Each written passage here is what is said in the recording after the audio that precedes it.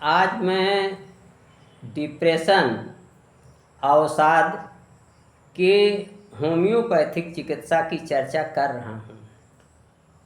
इस सीरीज में सबसे पहले हम होम्योपैथिक दवा इग्नेशिया की चर्चा करते हैं। जब किसी रोगी को शोक और दुख के कारण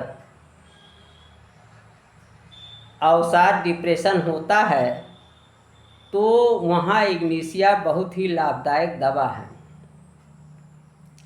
अब प्रश्न उठता है कि शोक और दुख क्या चीज़ है।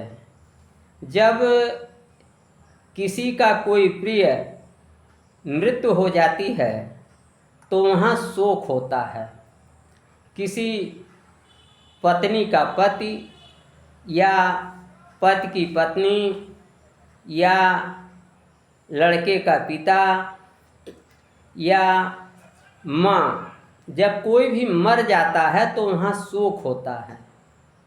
और जब कहीं दो मित्रों का बिछोह होता है, एक दूसरे से मिल नहीं पाते हैं, एक प्रेमी प्रेमिका से नहीं मिल पाता है और प्रेमिका प्रेमी से नहीं मिल पाती है, बिछोह हो जाता है, तो वहाँ रोगी को दुख होता है।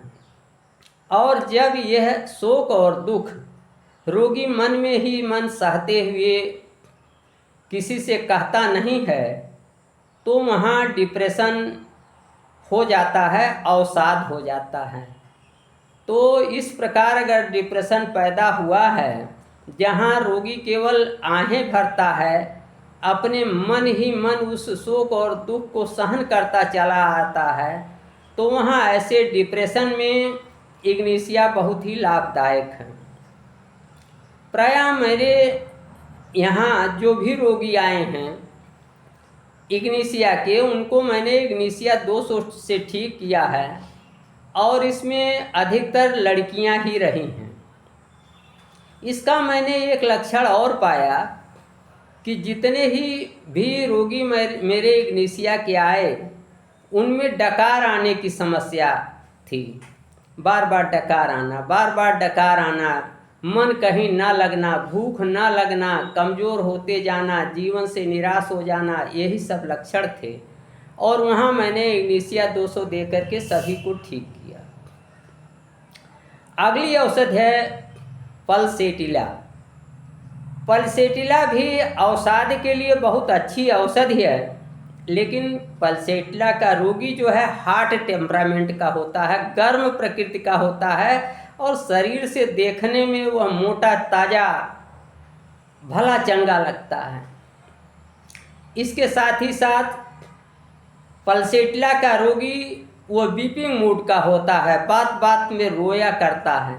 लेकिन पल्सेटिला की एक और विशेषता है कि इसका रोगी अपने मन की व्यथा एक दूसरे से बताता है, अपने लोगों से वो कहता है, मन में छिपाता नहीं है। ऐसे ही एक रोगी की मैं चर्चा करूंगा। एक अध्यापिका प्राइमरी स्कूल की थी, उसको अवसाद हो गया, डिप्रेशन हो गया।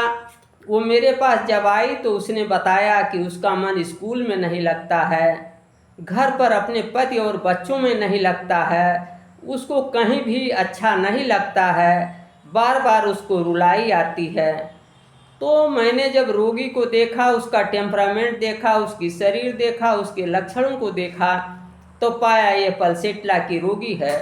और उस अध्यापिका को मैंने पल्सेटिला 1000 की एक खुराक दिया और वो हमेशा हमेशा के लिए ठीक हो गई और उसका मन स्कूल में और अपने परिवार बच्चों में बसने लगा, रचने लगा, लगने लगा और उसका अवसाद दूर हो गया। अगली औषधि है स्टेफिसिग्रिया।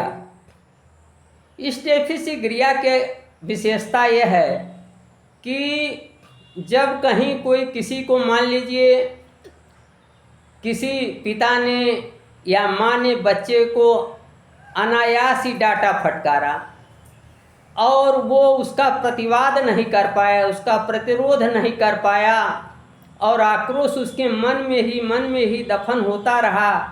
इसी तरीके से यदि कोई शराबी पति अकारण ही अपनी पत्नी को रोज़ रोज़ मारपीट करता है और वो उसका प्रतिरोध नहीं कर पाती, उसका प्रतिकार नहीं कर पाती और उसका आक्रोश मन ही मन उसको अंदर से खाए जाता है। तो इस तरीके से जब आक्रोश मन में दब जाने के कारण अवसाद पैदा होता है तो वहाँ स्टेप्सिस क्रिया बहुत ही लाभदायक है। और ऐसा ही एक रोगी था, तो उसको मैंने स्टेप्सिस क्रिया 30 दे के ठीक किया था।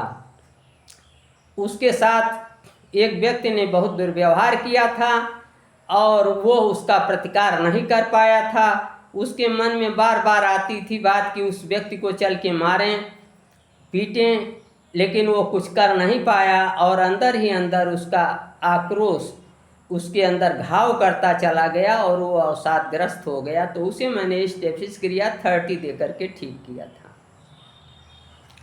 तो इस तरीके से स्टेप्सिस क्रिया में एक और बात है कि इसके रोगी के दांत में सड़न गलन अवश्य प्रायः पाई जाती है।